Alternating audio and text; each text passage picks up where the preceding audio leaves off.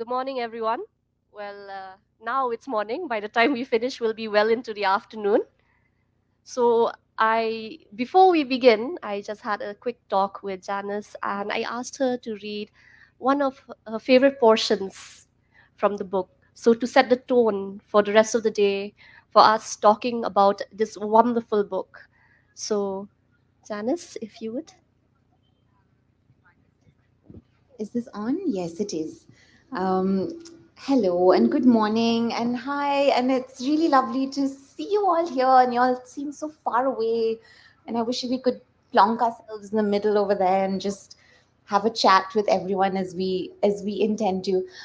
This session is really special for me for many reasons because, of course, it's a book that has Meghalaya, Shillong so much at its heart, but also because last year when the book was published, we had a little book launch session, and at the end where the audience was meant to ask questions, Cheryl had her hand up at the back, and I couldn't see her.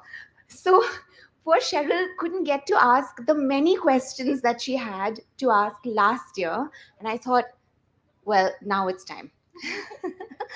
So Cheryl, you're welcome to take your revenge. You can ask me anything and everything now. You have a whole hour to do this, and I'm so sorry that we missed the opportunity last time.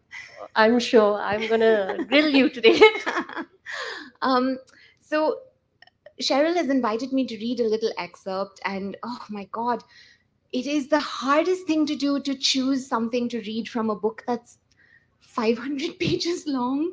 Um, there are many favorite moments, there are many favorite characters, but I thought I would pick something that relates to our hills, um, to Meghalaya, and to an excerpt which is set in the far, far sort of West Khasi Hills in Domyasyat, which, as you know, is uranium country. And that's not something that we necessarily have to talk about right now. We can if we wish to. But what I really would like to read is an excerpt that links people to land and sort of maybe explores or, tries to get at the heart of what it means to be in some kind of meaningful relationship with with the earth, with our natural world. Yeah. So Domyasyat is a small village, no more than a cluster of huts, tin and wood, and sometimes lime washed. The village seems quite desolate. People are probably in their fields. The houses lie quiet and still in the winter sunshine. So, my character has just traveled to the far, far um, West Khasi Hills. Yeah, she's traveled there. A calico cat, because I always have a cat in my books, a calico cat watches us from atop a crumbling stone wall. She appears friendly and butts her head against Dajit's hand as he strokes her. Will you tell us? Where's everyone? She purrs deep and loud and then leaps off, running along a grassy track that leads sharply up the hill. So we follow, up to the top, to a small tin house guarded by a lone old woman. Pilechano, where did you go? Running around like a mad creature. She's sitting on her haunches, talking to the cat, and she holds a splicing knife, her hands gnarled but still deft enough to swiftly quarter the quay. When we reach the top, she spots us, and if she feels any surprise or antagonism, she doesn't let on. We allow Mayan, there's a party. We allow Mayan to address her first, to greet her, to explain who we are. They clearly really love my book. The jade stands there smiling. I cannot take my eyes off her face. She has high, sharp cheekbones with hollows underneath like pools, wild white hair tied in an unruly bun, a long nose, and eyes sunken with age and all the things she has seen. She is Kongspiliti, Mayan says, introducing us. This is her, the lady of rare and ferocious fire, spoken of around here with love and awe. Here she is, stroking a cat she calls Poi A, and offering us Kwai. And they have a little chat with Kongspility, and they ask her why it is that she has not sold her land to the state, to USIL, to the company, the organization that wishes to mine it for uranium. USIL had offered to pay her a sum so large for a 30-year lease of her land that for the rest of her life and the rest of her children's lives and their children, for as long as her family continued, they would have been more than well off. It was a lot of money to turn down, Dajit says. She sits there without uttering a word, splicing the last of the betel nut. She gently nudges Poi A out of the way as she rises and gestures for us to follow. She walks towards a clump of trees on the next hill behind her house, down the slope and up, and through the scraggly pines. This is not the time to ask where she is taking us, and we say not a word as we walk behind her. In the air, only bird song and the crunch of our footsteps on the dry winter undergrowth. Then the trees open up to reveal a small waterfall and a pool that's clear as starlight. She stops, standing there lit by dappled afternoon sun, and I catch myself thinking, what Eden is this?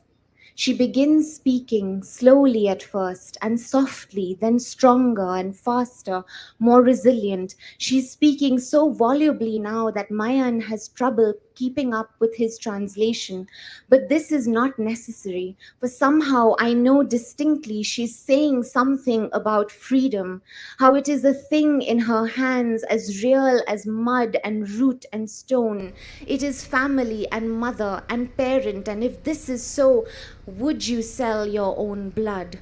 Would you? This is what she is saying, how selling this land would be like selling her freedom. And when it is gone and converted into numbers and notes and checks and balances, then what can it buy, really? Can it buy back her freedom?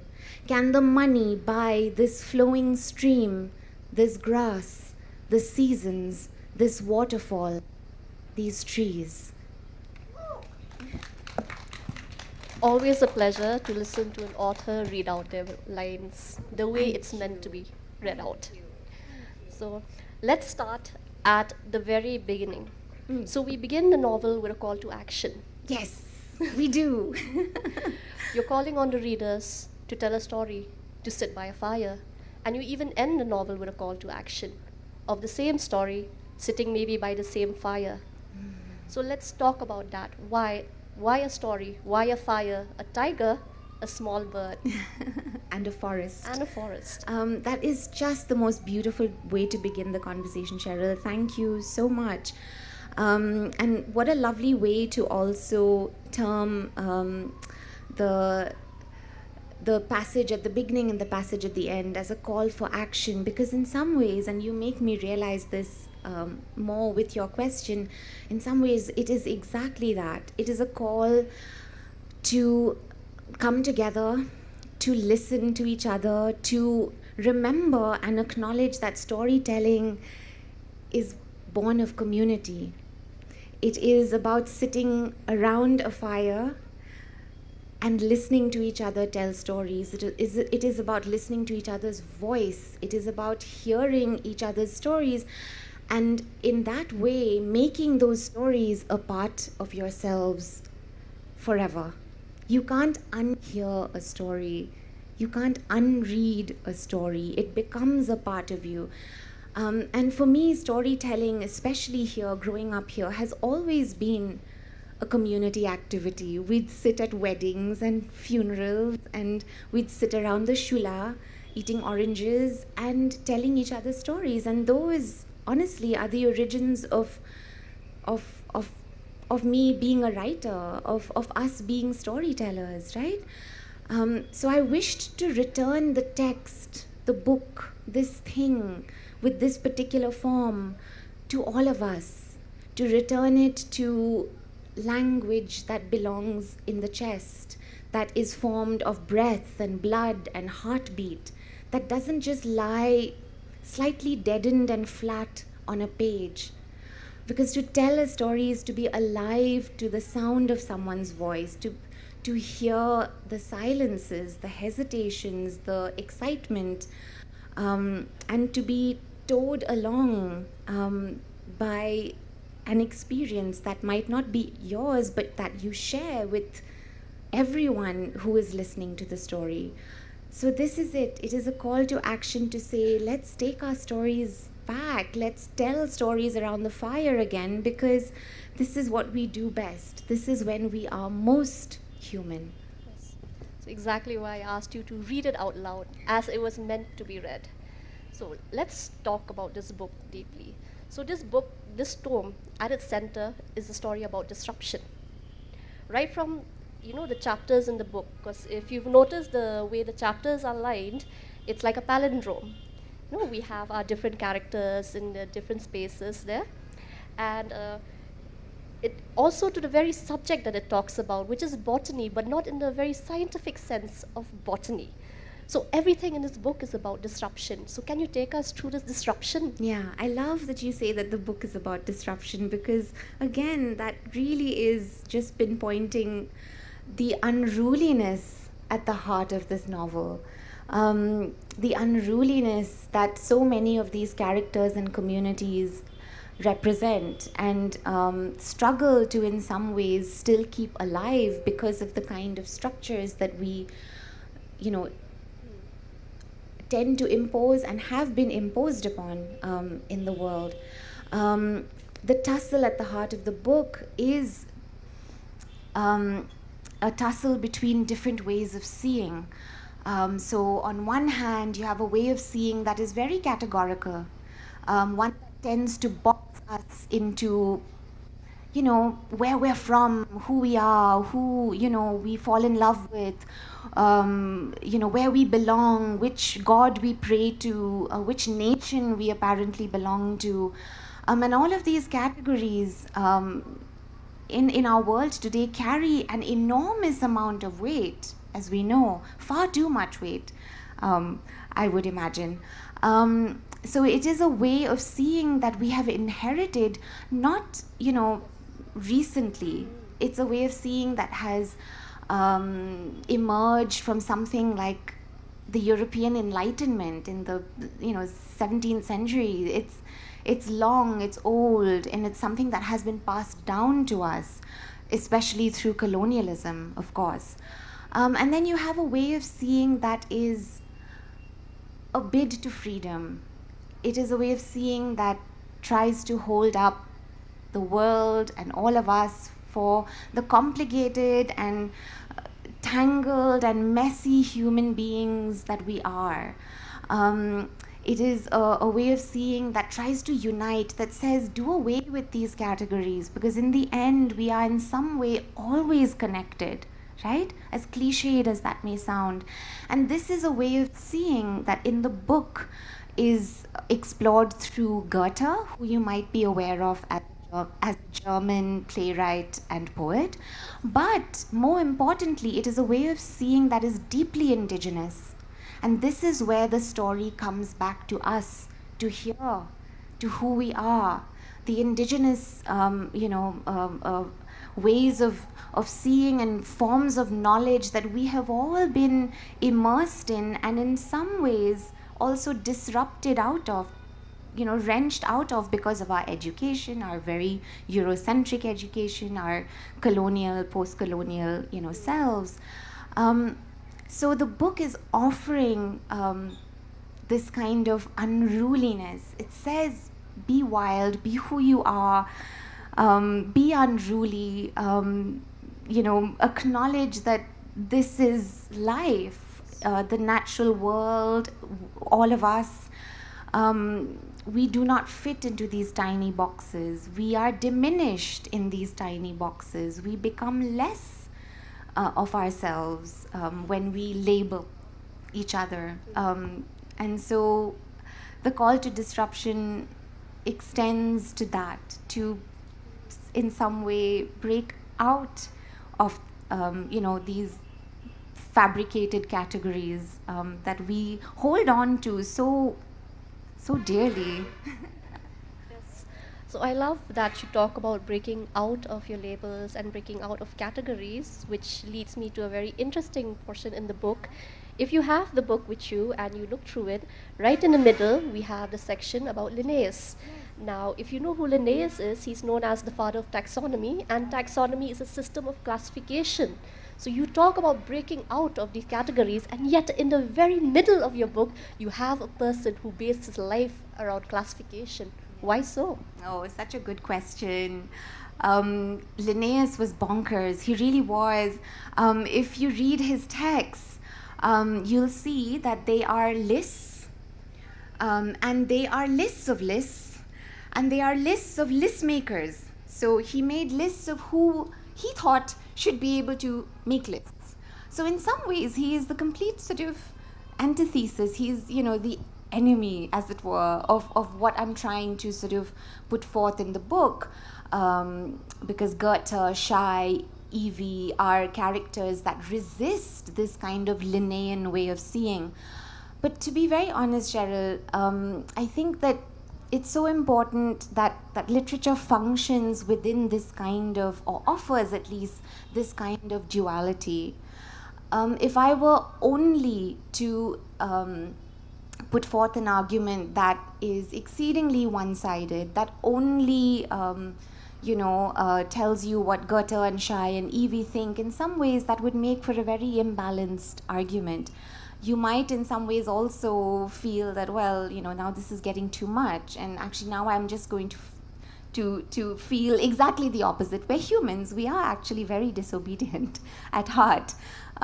So it was really important for me to offer that kind of balance, to say, here are both these worldviews, and see how they entangle with each other and see how they speak to each other, because they don't lie in absolute watertight opposition, right? For example, I started reading about Linnaeus thinking, oh, I'm really going to dislike this man.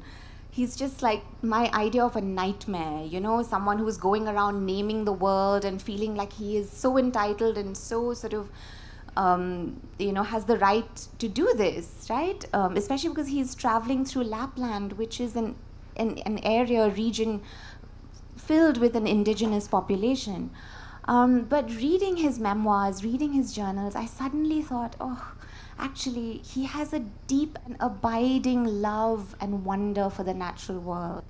And that complicates him. He's not this simplistic sort of caricature of a person who, just sort of had only lists on his mind and only taxonomy on his mind. He did a lot.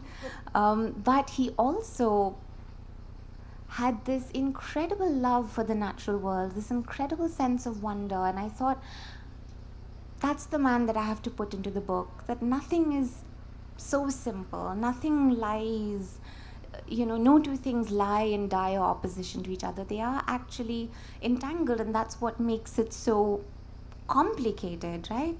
But what I did do was offer Linnaeus as his whole narrative section itself as a point of disruption in the novel, because the rest are prose narratives and Linnaeus is poetry. And poetry, if you look at the form of a list on a page, and if you look at a poem on a page, they look very similar. And so he echoes obviously the lists, in his own text, but also he disrupts funny that it should be Linnaeus who does this, but he disrupts the prose that's been flowing before we get to his section. And then hopefully that also makes you ask, what is a novel? If a novel has a whole section of poetry in it, does that still make it a novel, right? So for a book that is very sort of involved and engaged in trying to disrupt categories, I'm hoping that when you read it, you also ask yourself, what really is a novel? And maybe, whatever I have thought of as a novel up until now, I need to expand. I need to perhaps redefine. Perhaps I need to throw away that definition altogether. I mean, I just love your explanation just now because I had it in my mind that the only reason we had poetry in the middle with Linnaeus was to disrupt the whole flow of the book, and you just mirrored my thoughts exactly. I also noticed that Linnaeus's portion, only is it in poetry, it's in very scattered poetry. So we have, I think it was leaf and church, and it is in the form of a leaf, and it is also in the form of a church. What brought you to that? Um, so, actually, what I do here very briefly is erasure poetry. So you might have heard of erasure poetry already. It is basically a form of poetry, poetry sort of technique that works with a pre-existing text, always.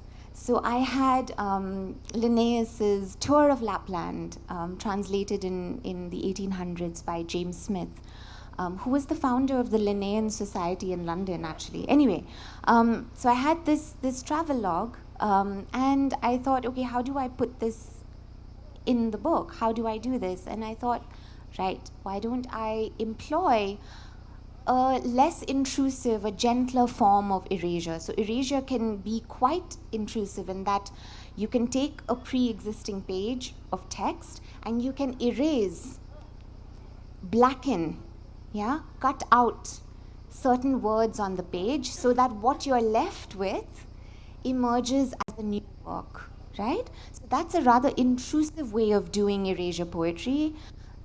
This way takes Linnaeus's words, and Linnaeus and I kind of tussle, we dance, we argue, we converse, sometimes he wins, sometimes I win, but that's what emerges on the page.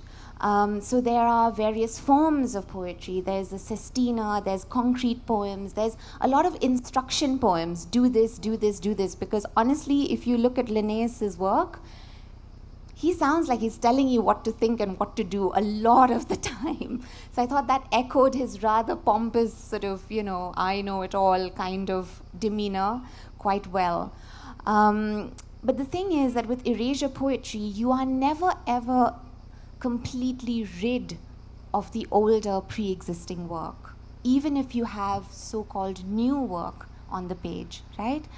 The old work continues to haunt the new work. And I thought, in a world where we are still haunted by the legacy of Linnaeus, where we are still so haunted by the way that he saw the living world and the world around us, it makes sense for him to still be so present on the page, despite these being new poems. I love that, haunting, to let your old work haunt your new. Okay, so I have a small section here that I'd like you to read out before I go into my next question, which you'll understand shortly. Oh my. Okay. Just this portion here. Okay. I've underlined. Okay.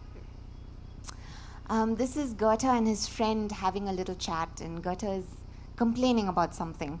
And this is what he says. The world is full of fools. One must be either this or that, poet or scientist, not both, not anything more. We must spend our lives inculcating one interest, specializing in one art. Tischbein, who's his friend, hesitates. But some would say that is the way to true knowledge. Goethe snorts. True knowledge. This division lies only in our minds, Tischbein, not in the world. The world continues to be exactly as it is. So, after reading the line, I think everyone can get the gist of it. So, we're talking about classification, and that is how we have moved away in this book from just classifying plants to classifying people.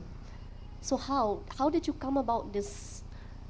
Going from classifying in fact, like, how is botany, the subject that you picked for this book, going hand in hand with how we classify and categorize people? Right. Such a good question. So I use botany or science. If you do pick up the book, you'll see. Um, as a metaphor, as a way to explore the ways in which we see the world, right? So at the heart of the book is a deep sort of epistemological concern. It's asking, how do we know the world? How do we gather knowledge about the world? And this question is important because the way that we learn about the world shapes how we relate to the world. If we learn about the world in this kind of mechanistic, analytical, fractured way, that is the way that we will relate to the world ourselves. That is the way that we will see it. That is the way that we will see plants and animals and each other. But if we learn about the world, and this is where indigenous forms of knowledge, for example, are so important to go back to. If we learn about the world in a way that is respectful, filled with gratitude and humility, if we learn about the world in a way that Native Americans learn about the world, for example, where they believe that plants and trees are actually our greatest teachers, that we are the perpetual students, because we are the youngest of all species to appear on the planet. And so we have so much to learn from everything that is around us, because they have existed here for so much longer than we have, right? So this epistemological concern is very, very important to the book, which is why I approach it through science, through botany, right? But of course, it is also lying at the intersection of botany and philosophy. That's where my interest lies, and it becomes, as I was saying, this metaphor, this portal through which we explore how we see the larger world and each other. Because how we see a plant is how we see the world. How we see the natural world is how we see each other. The self is, we've placed the self at the center of everything, and in this way, we relate or not to the world around us, right? So that's why the knowing becomes so much larger than just about plants and animals. It becomes cosmic in some ways. It becomes about the universal, right? And it's interesting you talk about Native Americans and indigenous people, because it does play a huge factor in this book. And then just as you were speaking about Native American, what came into my mind, I think I've talked about this with you also. This is The Only Good Indians by Stephen Graham Jones. Yes, yes. So if you haven't read this book, Shameless Blood, please read the book. It's a beautiful book about Native Americans, and you learn a lot about the indigenous way of life and how they, like us Khasis, love the land. And when we take from the land, we make sure to not take klem akor, like the Khasis say. Absolutely. Mm-mm. Yeah. So now that we've gone into that, so I think it is a well-known fact that when you put people into categories, that is how you other them, or you make them feel less than. So this random decision of what is pertains to what is a good class or a below average class. So is there any way we can maintain this classification or categorization like you've done in the book, maybe Villeneuve, as well as disruption? That's a good question. I think in some ways they do go hand in hand, but because I don't think that we as a species can function without names, without categories, right? We have come to depend really, really heavily on them. So what what the book gently urges you to do is not completely sort of, because it's not possible. You cannot remove this entirely. But what it urges you to do is to perhaps think of how you can inhabit the world in a way that allows the world to show you what it might be, right? So in Goethean science, for example, and it actually is a alternative, I hate that word, it's an alternative subject, taught at alternative educational institutes.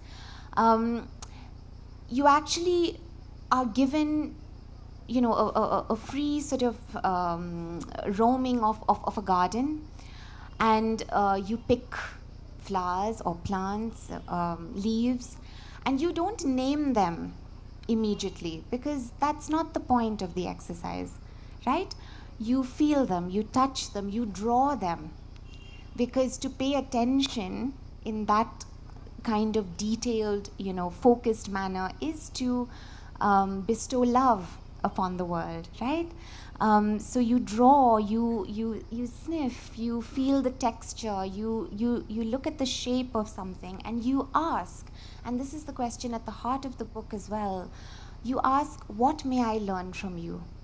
Rather than approaching a plant as an object, how do you work? How do you function? And this is the way Western science generally approaches the living, the natural world. They look at something and say, well, how do these parts sort of come together to work, right? So it's a very mechanistic way of doing research, right? But in the more indigenous Goethean way, you step back from all of that. You don't impose preconceived sort of notions upon someone or something, right? You ask, what may I learn from you? And what the world then chooses to reveal to you in that process is something that you might be able to, use to understand it in a way that is less impositional, that is less human-centric, that allows you to, to come to a new understanding in a way that is more, that is more gentle. Yeah. Definitely. So I love how you talked about Goethean science. Segues perfectly into my next question. Okay. So I want to talk about one of my favorite characters from the book. So this is a little personal question from me. Yes. I love Evelyn. Oh, I'm so glad. And I love how Evelyn is so adamant about studying Goethean science, even though she has people telling her otherwise. Yes. So even though at that time also Goethean science was not seen as a proper science. No. And it still isn't. Yeah, still to be very isn't. honest. Goethe as a scientist is hardly known. I mean, he's really spoken of as a poet, as a Yes. playwright. But his story, like so many other stories, are written out of the narrative of science because those are messy stories. And we don't like messy stories. We like neat, linear, singular stories that explain everything and tell you everything and, are laid out sort of before you in this really simple way. But Goethe complicates science. He forces you to question what a scientist is and what science actually does. Right? He's really radical for his time. Yes, and I love that Evelyn is trying to do the same thing. Yes. So I would like to know, who is Evelyn? How did you come about with Evelyn, and why and how Goethe as well? Yeah. So Evie, actually, is the first character that sort of popped into my head for this book. She's, if you do read the book, you'll see that she's the second protagonist, the second person that you encounter. But I was in a little exhibition in a garden somewhere in the UK about 10 years ago, and there was an exhibition on Victorian and Edwardian botanists, women botanists, who had traveled the world doing disruptive things like going on solo trips and collecting plants and painting new to them new species of plants, and of course a lot of these women botanists traveled to the colonies, right? So really across the world, wherever sort of the British Empire had its claws in, and I was sitting there thinking, oh, how interesting their lives were, and how inspiring also in some ways. And in my head, there was this image of a young woman traveling on a ship. This is all I knew at that point. Traveling on a ship from London to India. And where in India? Perhaps somewhere close to where I'm from in India. And why is she traveling to India? What is she looking for? I don't know. But I have to write the book to find out. And in some ways, I think that is the question, that is the spirit of inquiry that, initially motivated the book. So the book is about curiosity and wonder and questioning, and it began in that similar spirit as well of asking why. And at some point, as these things usually do happen serendipitously, I had a conversation with a friend who was studying at an alternative institute in the UK, and he was studying Goethean science. And I asked, very much like Evie does in the book, what is Goethean science? And I was amazed to learn what it was. I won't tell you because you won't read the book. But I was amazed to learn what it was about, that it offers us this alternative. And it offers us this way of seeing the world that, because I'm from here, suddenly seemed really resonant with how, indigenous communities inhabit the world in the Northeast. Indigenous communities inhabit, the Americas, Canada. So there suddenly emerged this wonderfully elaborate connection. And I thought, I can't let go of this. This is an idea I have to follow. And it took 10 years, but here we are, yes. Okay, I just myself as well. I have science background, as you know, science and Yes. medical background, and we've always been taught to see things in a certain way. Yes. So reading your book brought back all these memories about, like, do I really have to do it this way?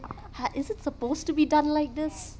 I So can see why Evie is your favorite character, because she yes. is a botanist who's being trained in a very particular way, in a very mainstream science way, to do these experiments and to sort of learn about the world in this way. And she rebels against that. So she is you.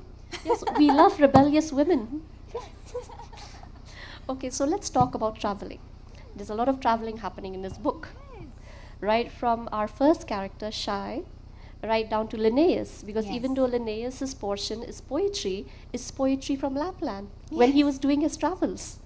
Why traveling? It plays such an important role here. So, what do you think? Do we find ourselves while we travel? Oh, such a lovely question. Cheryl is absolutely right. This is a book of travel logs.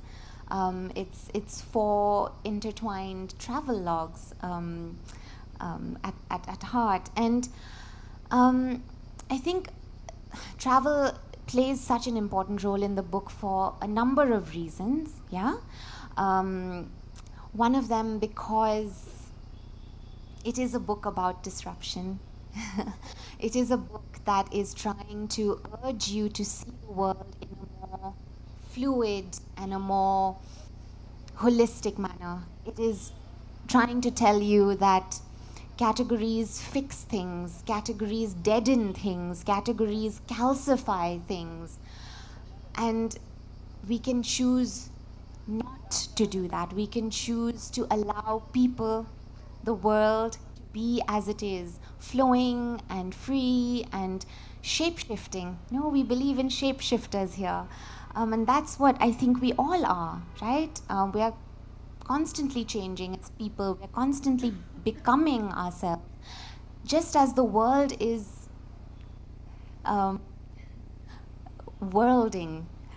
And I say this from a phrase which is actually where they say nature natured in opposition to nature naturing, right? The world is constantly becoming world. Nature is constantly naturing, right? Nothing around you or in you is still.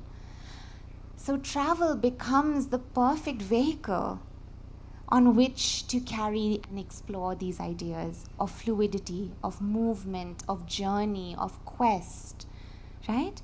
I also think that travel becomes, so important in the book because travel forces you to be more in the world, right? You have no choice. No matter how cocooned you are, in a fancy taxi or a fancy part of the aeroplane or a fancy part of the airport, you are still forced to be more in the world and to, in some way, open yourself up to a set of variables that you have no control over, right?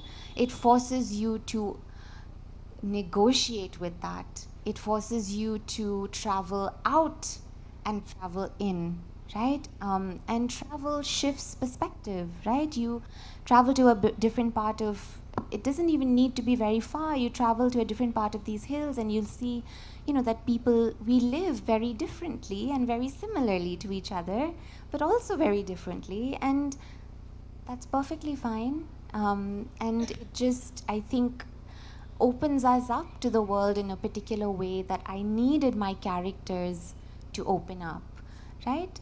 To be receptive, to shift, to learn about themselves as they travel outward, right? I think John Muir had this wonderful little line that says, "To travel out is to travel in." So traveling becomes, both external and internal. There's a shift in the landscape geographically around you, and there's a shift in the landscape internally within you. You change as well. Yeah. Correct. Yeah, travel does change you. Yeah. So let's talk about Shai then.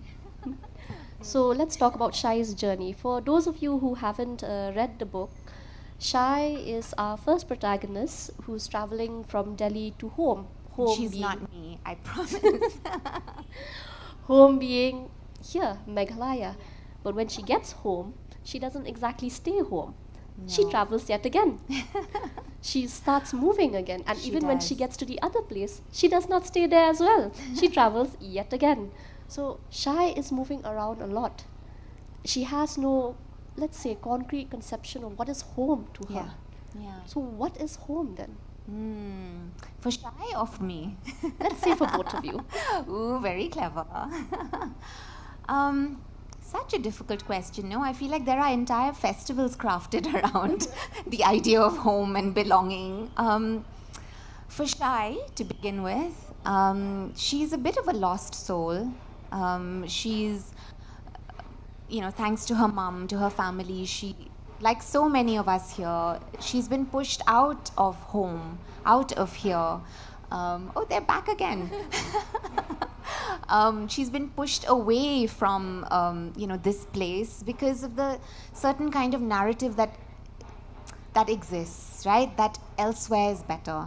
There are no jobs here. There's always trouble here. There are always bans and curfews and always the possibility of some kind of political turbulence. So the narrative is, and it's a very strong one, is that you go away to be successful.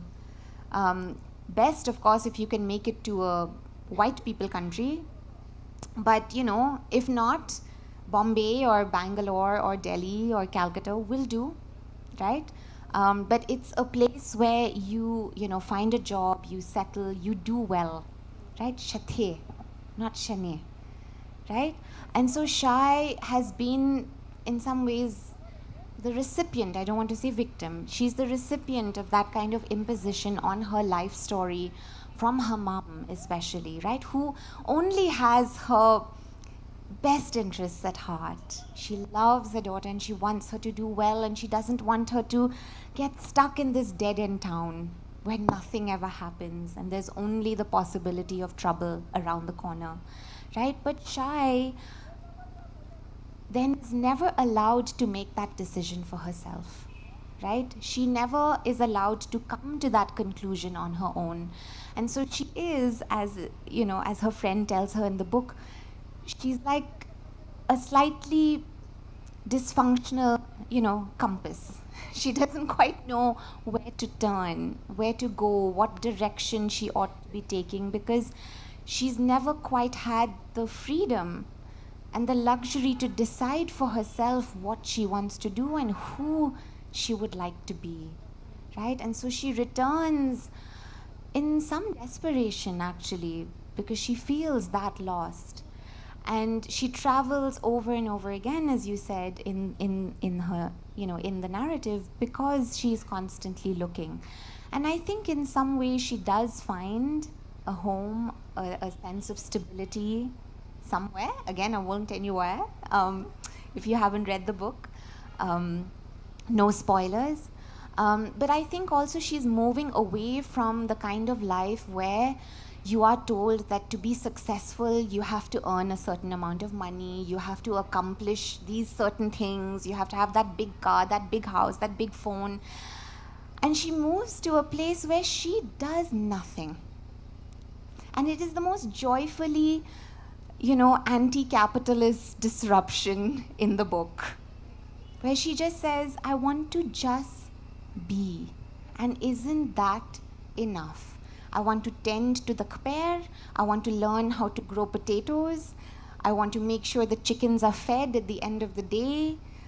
I want to sit at the top of the hillock and watch the sunset every evening. And that is my life. And it's perfectly, perfectly valid and perfectly fine to have a life like that, right? So she's moving away from a certain set of very toxic narratives, I think, but also narratives that we understand why, they've come about historically, why, there has been this much turbulence, where we live. As for me, I think for me, home is very much here and very much everywhere. I always try and use this analogy of, these beautiful old gigantic trees that you see here that are so firmly rooted to the ground. So they draw life and water up from the very depths of this place, but they also spread their branches, their leaves so far beyond them. And I'd like to think that home for me is this. I was about to say you just described the perfect cat who has a home but calls every other place its home as well. Yes, that is true, and gets fed about it in 3 or 4, households. Okay. So I will end this session with another question, and then we'll go on to audience questions. So please have your questions ready. We'll have 10 minutes for that. So, since we've gone through all of this, Yes. I feel like when I read about Shai, Oh, thank you. thank you. So, when I read about Shai, even though you didn't explicitly say who Shai is, who her parents are, anything like that, I felt like she was struggling with an identity crisis. Like as many of us, I feel, do here as well, as I myself have also struggled, because who can truly say who is what you are? Like, okay, let me be more blunt. Who can say who a Khasi person is? So in the same way, when I was reading about Shai, I felt like she was having this internal struggle with herself about who she really was. Am I just reading too much into it? I think, is this working? Okay, it is. I think on a more sort of expansive level, she is asking who she is to begin with, right? And of course, within that umbrella, the question "Fide Khasi" constantly comes up, right? Because again, we expect a Khasi person, or a Bengali person, or an Indian, to look a certain way, to speak a certain way. We have very particular traits in mind when we say, are you this? Are you that? And it's often not asked with any ill intent, but it's a question that deeply anguishes Shai, because she doesn't know how to respond. Because she's been away and she's been back and been away again so many times that she doesn't quite know where and who she feels connected to, right? And I think that I would hope, at least, that we as a community, as people from here, are able to be expansive and generous enough to say, whoever wants to say they're Khasi, because they feel love for the place, they feel invested in the place, they feel that they wish to learn more about, the traditions and the customs that have grown here, that have been fostered here. There's a wonderful book by an author whose name, of course, I forget, but I will get that for you later. And it's about a a Gujarati community in Africa, in Kenya specifically, who were a trading community, right? And they were there as merchants, and they came into contact with the indigenous communities there. And the question at the heart of that book is, who is indigenous? Right? And it's a very important question and a very pertinent one. And the book goes on to explain in some ways, or suggest gently, that whoever, whoever is invested and interested enough to learn about a particular place, about a particular people, because they live there and they feel for it, and they are moved by, by where they are, that person is indigenous. And I thought that was such a beautifully generous way to say, to say this. Because we can often be very harsh about who a Khasi person is and who is not, and who is an Indian and who is not. We can be very harsh, we can be very violent, right, with our categories, right? And so I think maybe the hope is to move towards a more expansive and generous space. I have friends here in Shillong who are not Khasi, they're from Bihar, and they have lived here all their lives, and they know more about Shillong and the history of this little town than all of us put together, because they have paid attention. And to pay attention is to love. And I think that is more than enough. Yeah, definitely, yes. Who is to say what makes you? Only you can. So let's move on to the audience. So if you have a question, please feel free, raise your hands.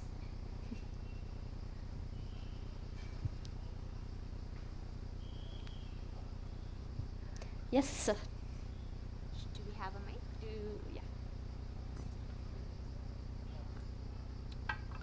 Hi, Janice, Sanjoy, Hello. Zarika here. Hi. Wonderful session, both of you. A great book, but and I have a question, which is, it is so seamless that it makes you wonder at which point did you get stuck? Did you get stuck at some point? Because it is, you flow across centuries and continents with such ease, and I'm wondering whether there was a point when he said, God, I can't do this. This guy is too difficult. Or this person is running away into the jungles and I can't handle it.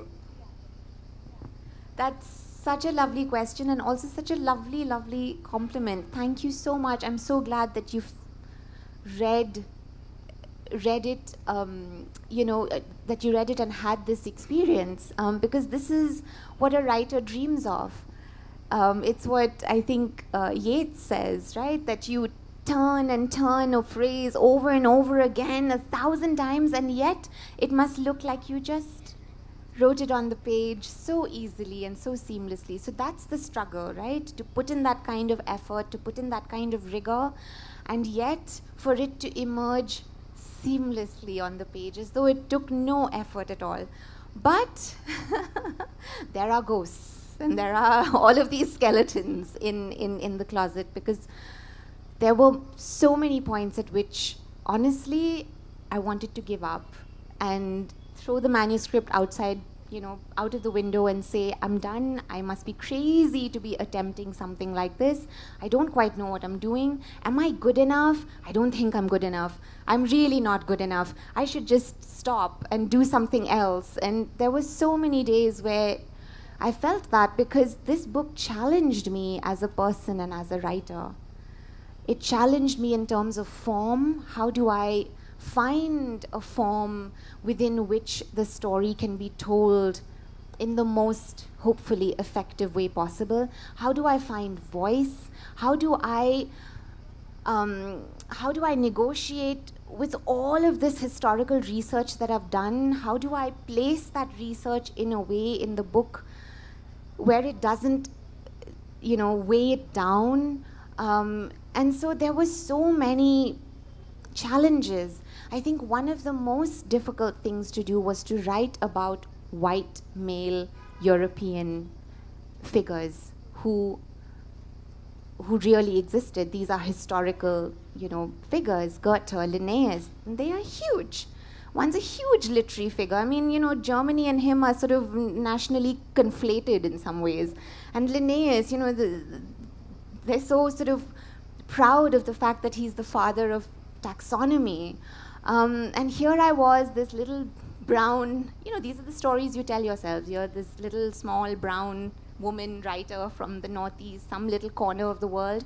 And what right do you have to write these characters in your book? Are you insane? How are you going to do this? Because really, these are not the stories you tell. You tell your own little stories. You tell the stories that you're supposed to tell in your own little corner of the world so that the West can read them and say, yes, good on you. You're telling the story of your people. While they, of course, travel around the world and tell the stories of whoever they wish to. But anyway, that's my rant over. But that was very difficult to really sort of try and overcome that sense of insufficiency and that sense of intimidation that I felt writing Goethe and Linnaeus.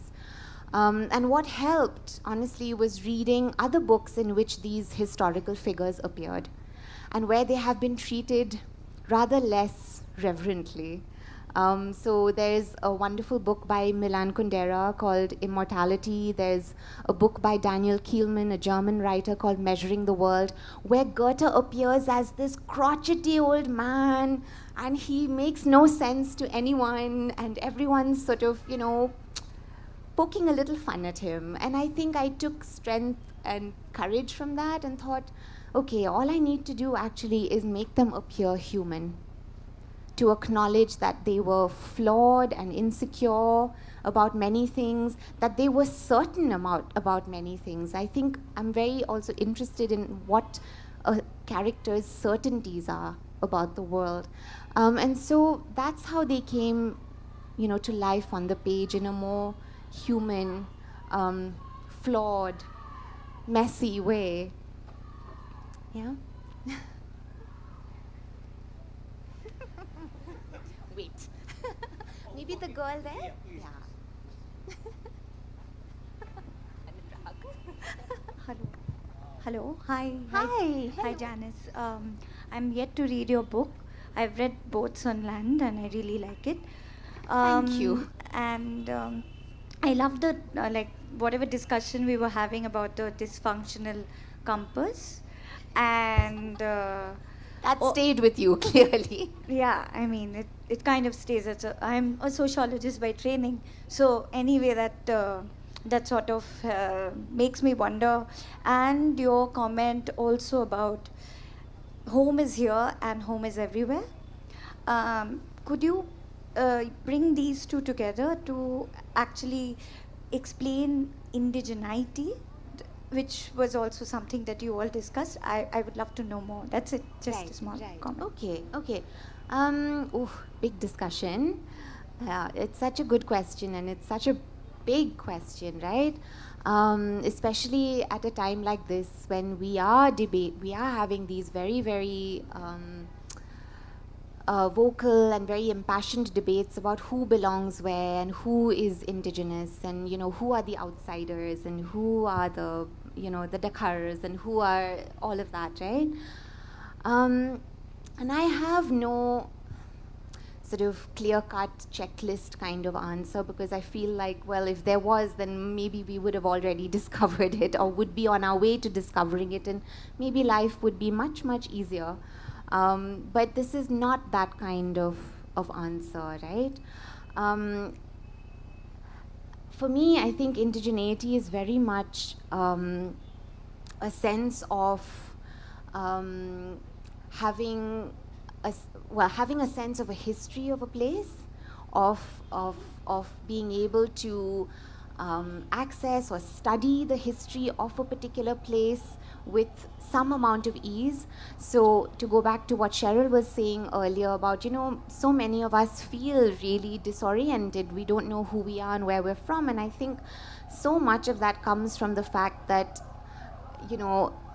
even while being here and studying here, we don't often, if at all, actually hear about the stories of these hills. Until a few years ago, I never knew that there was an Anglo-Khasi war of independence, right?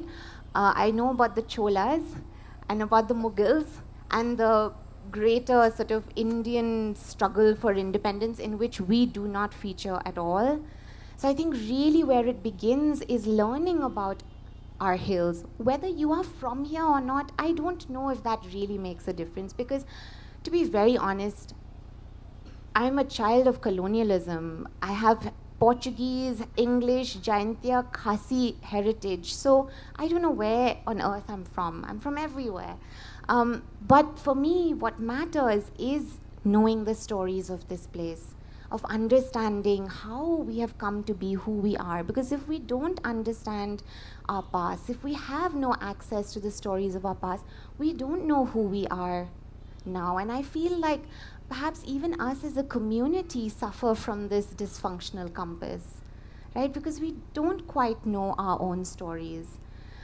So maybe that's where we begin, right? We begin with Yathokhana. We begin by telling stories, by listening to each other, by learning as much as we can about where we come from, so that we understand who we are now, where we are now, why we are now, right? And not to say that it's not important to learn about the Cholas and the Mughals. That's not what I'm saying at all. But it is important to learn alongside our own history. Yeah? Thank you so much for that. And I hope we do ponder upon this question after we leave here as well. So I've just been informed that we're running a little Sorry, out Anurag. of time. Anurag, please join us in the Author's Lounge and have your questions ready for us there. She'll be sure to answer all of them.